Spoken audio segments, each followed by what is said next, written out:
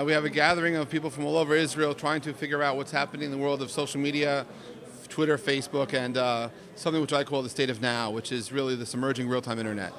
And we have people here from 25 different disciplines being represented, from the media to education to travel to just people just living in this real-time internet. It's an amazing group of people from all over Israel getting together to share ideas and talk. Now we're talking about maybe two main aspects. If we're talking about people, or are we talking about information, or are we talking about both? I think we're really talking about the human experience. At the end of the day, we're really dealing with our people who have ideas, who are sharing them. I mean, specifically, I was looking at things like celebrity and the media and advertising and politics and what the business cases for all this is. But we're really, at the end of the day, dealing with people and how the emerging real-time internet's affecting the way we connect and how we share messages and how we share information.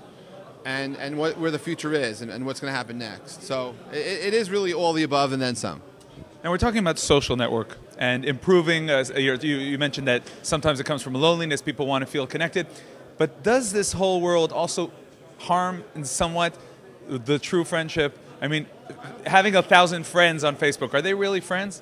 It turns out they are. It turns out that you never know when you need a friend, and people need different types of friends for different points of times in their lives, and that you never know there's serendipity when it's going to happen, where it's going to happen, but it happens, and that the next person you meet can change your life, and the next thing you hear might influence what you do tomorrow or a year from tomorrow, and that perfect strangers who are part of your virtual life may come into play and actually have a real warm effect on who you are and what you are in the near term. You don't know, so don't rule it out. I think there's a lot of things to be discovered about all this. Now we're talking about friendship. Let's talk a bit about money.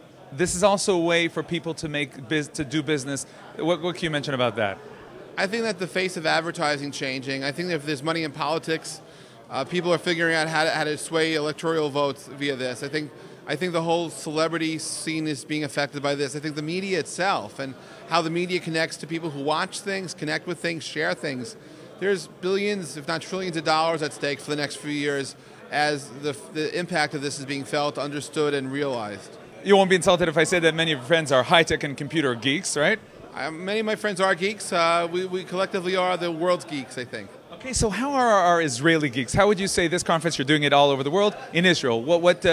How would you say it's unique in Israel?